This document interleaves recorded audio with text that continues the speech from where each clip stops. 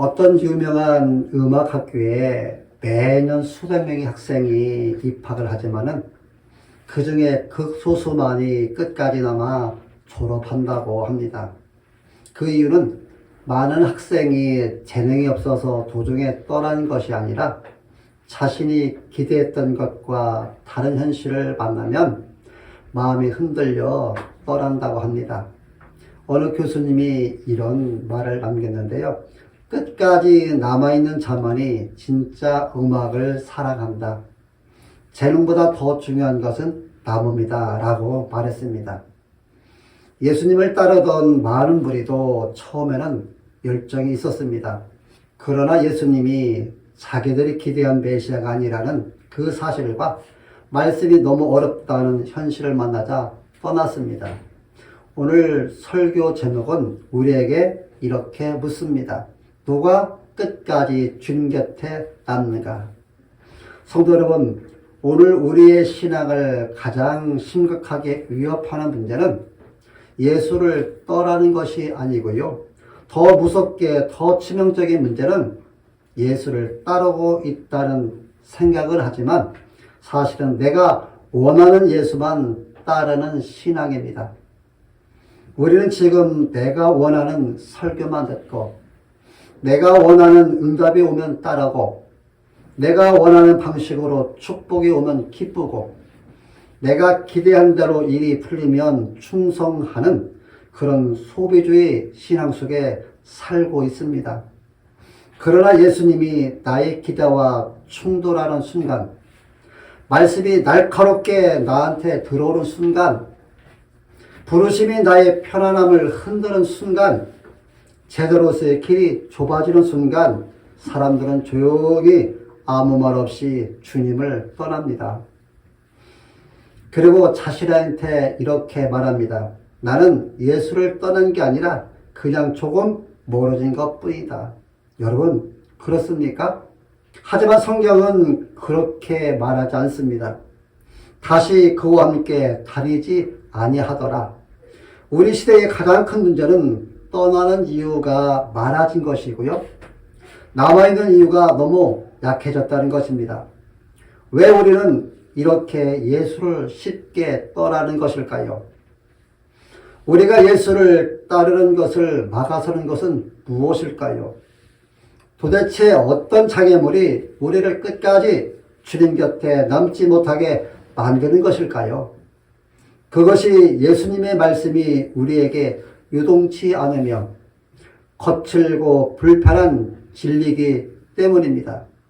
그래서 예수님의 말씀이 마음을 찌를 때 말씀을 굴복시킬 생각은 없고 말씀을 휘폐할 생각만 하는 것입니다. 오늘날 우리는 내 자아를 건드리는 설교가 나오면 마음문을 닫습니다. 십자가의 좁은 길보다 편안한 길을 선택합니다. 우리는 예수님을 따르고 싶지만 나를 부인하기는 싫은 분연될 마음을 가지고 있습니다. 문제는 예수님의 말씀이 어려운 것이 아니라 우리의 마음이 완악한 것입니다. 결국 우리는 말씀을 듣지만 나를 바꾸기보다 하나님을 바꾸고 싶어 합니다. 우리는 제자가 되기를 원하지만 제자의 길은 싫어합니다. 요한복음 6장은 오병이어로 시작해서 예수께서 자신을 생명의 떡이라고 선언하시며 절정에 이르는 폭풍 같은 장면입니다. 그러나 이 선언은 기적만 보고 싶었던 무리, 정치적 메시아를 기대했던 사람들, 현실적 문제 해결만 바라던 대중들의 기대를 산산이 깨뜨렸습니다. 수천 명이 예수를 따랐습니다. 기적을 보았습니다. 배불렀습니다. 그리고 그들은 이렇게 말했습니다. 이분이 우리의 왕이시다. 그러나 예수님이 이렇게 말씀하십니다. 내 살을 먹고 내 피를 마셔라.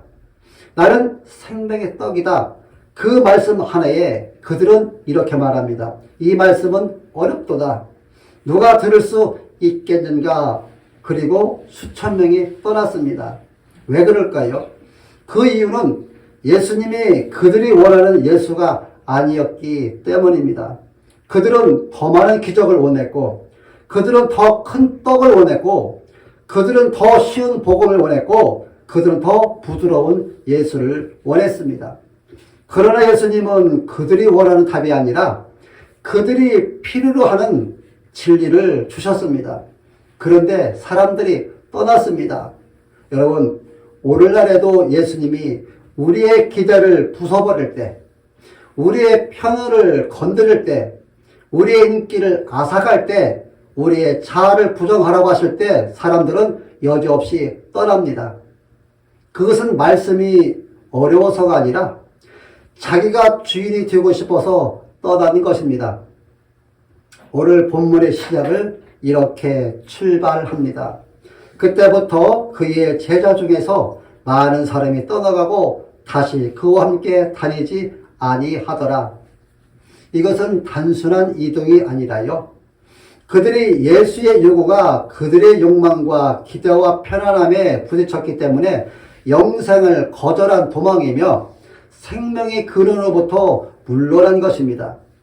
바로 그 다음 장면에 예수께서 12 제자한테 묻습니다. 너희도 가려느냐?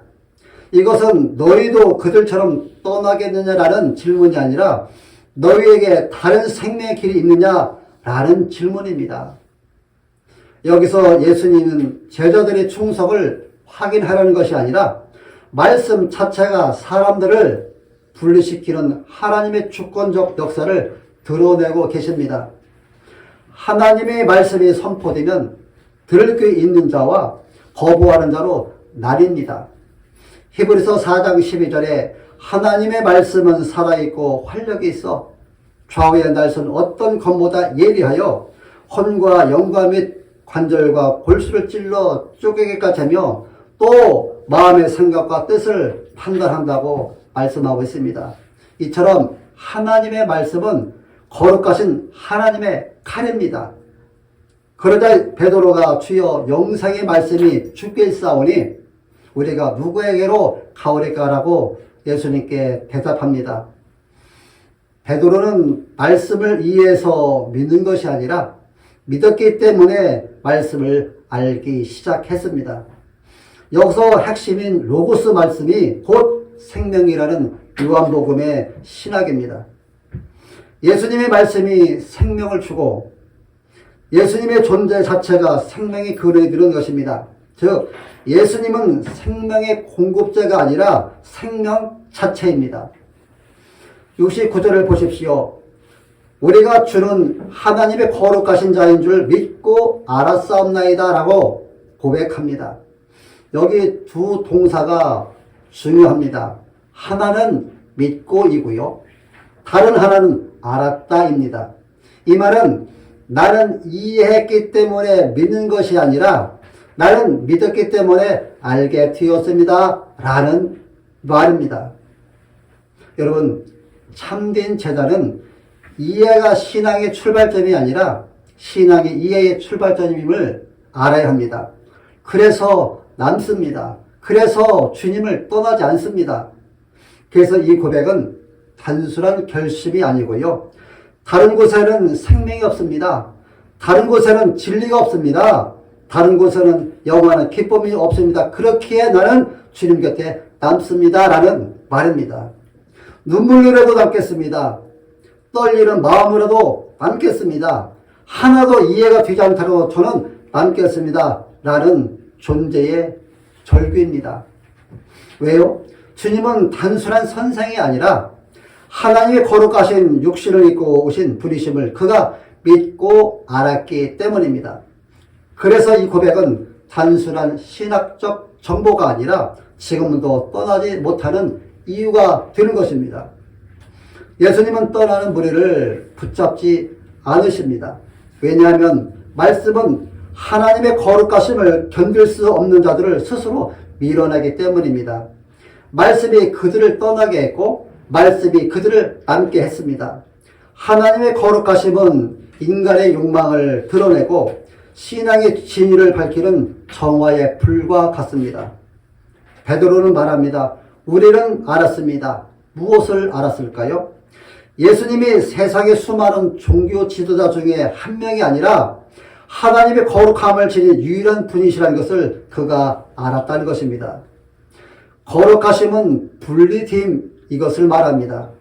이 거룩하심은 다르다는 뜻입니다. 이 거룩하심은 대체 불가하다는 뜻입니다. 그래서 베드로는 이렇게 고백합니다. 우리가 누구에게로 가오리까? 이 말은 예수님이 절대 가치이기 때문에 다른 대안이 없다는 것입니다. 오늘 현대의 많은 성도들의 신앙은 나를 도와주는 예수는 좋아하지만 나를 다스리는 예수는 부담스러워합니다. 그래서 사람들은 예수님을 떠납니다. 예수님이 부족해서 떠나는 것이 아니라 예수를 이용하고 싶어 하는 나의 욕망이 예수를 왕으로 모시지 못하게 하기 때문에 떠나는 것입니다. 66절은 떠난 사람들을 말하지만 67절은 남아있는 제자들한테 예수님이 물으십니다. 너희도 가려느냐? 즉 몸은 남아있지만 마음은 흔들리는 제자들이 있었다는 뜻입니다. 오늘날도 이런 모습의 사람들이 참 많습니다. 교회는 나오지만 마음은 멀리 떠나 있고요. 찬양은 하지만 간절히 바라는 소망은 없고요. 말씀은 듣지만 말씀에 항복할 뜻은 없고요. 예수님과 함께 있지만 예수님이 전부는 아니고요. 무엇을 결정하지 않은 상태지만 사실은 이미 내가 다 결정을 내린 상태입니다. 여러분, 우리에게 중립은 없습니다. 예수님은 우리에게 절반의 마음을 절대 원하지 않습니다. 우리가 끝까지 예수를 따르지 못하는 이유는 예수님의 영광이 우리의 눈에 실제로 더 크고 더 아름답게 보이지 않기 때문입니다. 그래서 말씀을 자신에게 하지 않고 말씀에 굴복하지도 않습니다. 기적은 원하지만 십자가는 원하지 않습니다. 중간 지대에 머무르면서 완전한 정복의 완전한 항복의 결단을 미룹니다.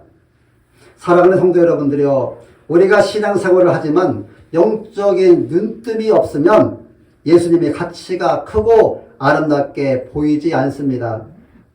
예수님은 좋은 조를 주는 철학자가 아니십니다. 예수님은 우리의 죄를 대신 지시고 죽으시는 그 생명의 떡이시요 우리의 유일한 소망이십니다.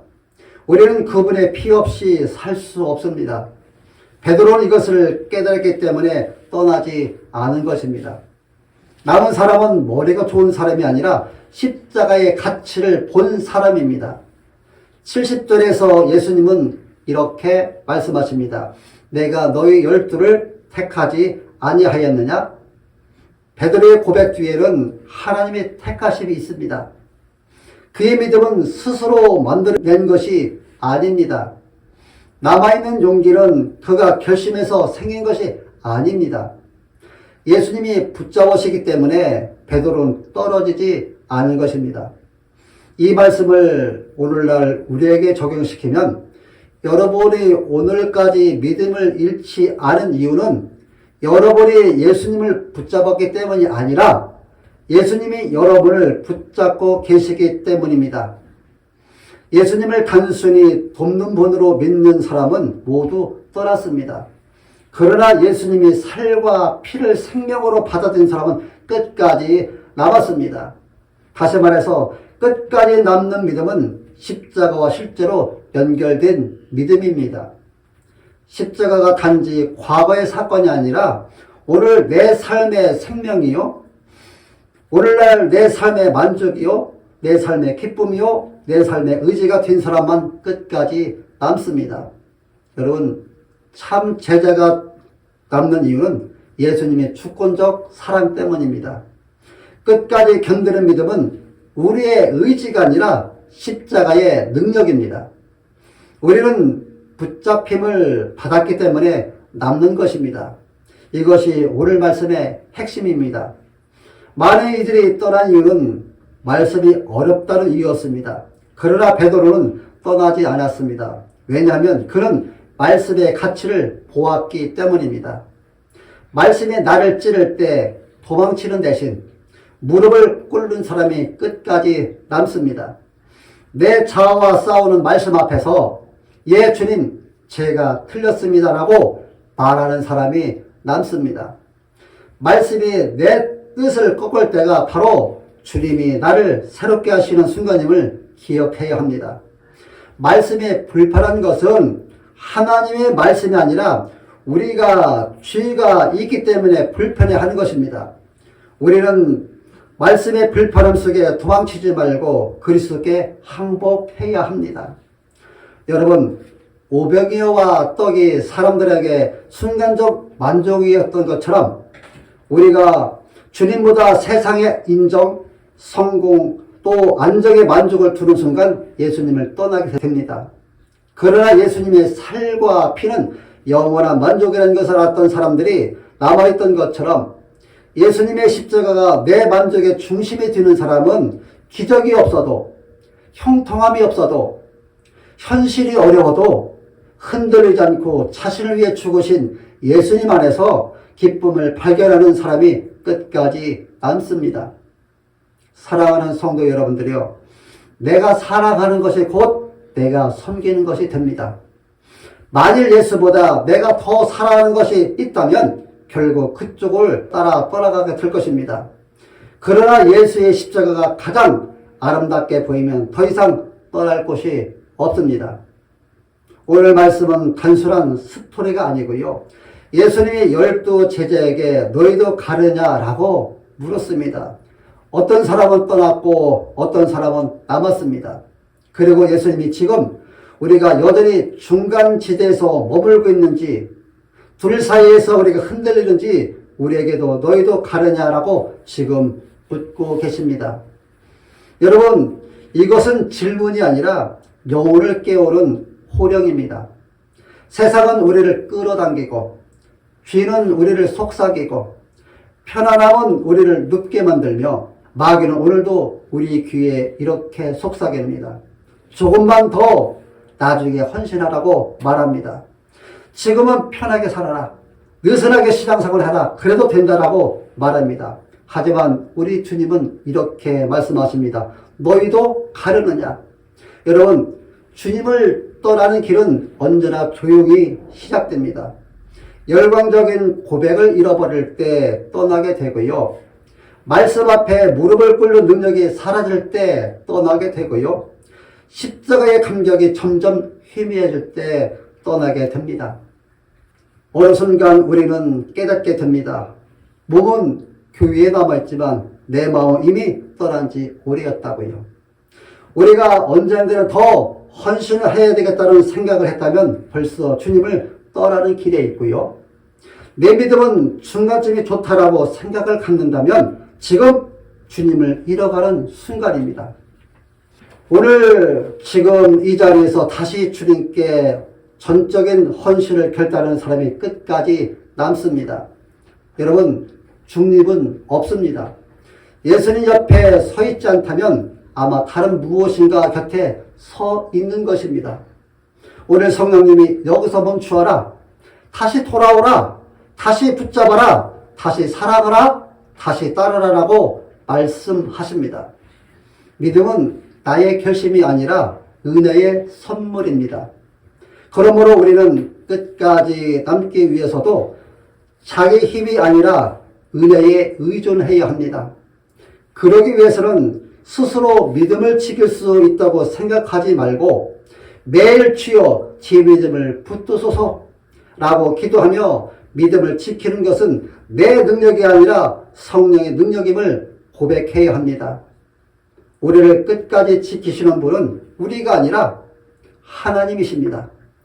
우리가 남는 이유는 말씀과 하나님의 은혜에 붙잡힘이기 때문입니다. 베드로의 우리가 누구에게로 가오리까라는 결론은 단순하지만 절대적입니다. 이것은 주님밖에 대안이 없다는 말입니다. 이것은 주님밖에 대안이 없다는 신앙입니다.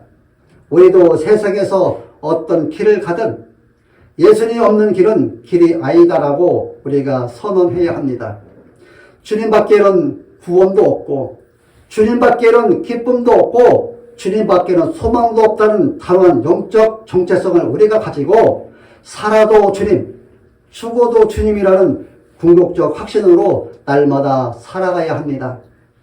사랑하는 여러분, 우리에게 예수님은 나의 욕망을 이루기 위한 도구가 아니라 예수님은 나의 왕, 나의 주님이시다 라는 그런 신앙 고백으로 살아가야 합니다. 예수가 전부가 되면 세상은 더 이상 대안이 아닙니다. 그분이 길이고 그분이 생명이며 그분이 보물입니다. 아멘이십니까? 결국 끝까지 남는 신앙은 강한 사람의 신앙이 아니라 예수님을 더 사랑하는 사람의 신앙입니다. 세상이 더 달콤하게 보일지라도 십자가는 언제나 더 아름답습니다. 오늘 염려가 더 크게 느껴질지라도 예수님은 언제나 더 크십니다. 오늘 죄가 더 가까이 느껴질지라도 예수님의 은혜는 언제나 더 깊습니다. 그러므로 이제 우리는 결단해야 합니다. 세상으로 한 발 내딛던 발걸음을 이제 멈추시고 영적으로 식어버린 심정을 주님께 다시 내어드리시고 언젠가라는 단어를 이제 우리 입에서 버리고 중간지대를 벗어나 지금 이 자리에서 주님께 돌아오시기를 바랍니다. 사랑하는 여러분, 예수님께만 오직 예수님께만 생명이 있습니다. 내 마음이 흔들릴 때 나를 다시 세워달라고 기도하십시오. 그리스도만 끝까지 사랑하시기를 예수님의 이름으로 축원합니다.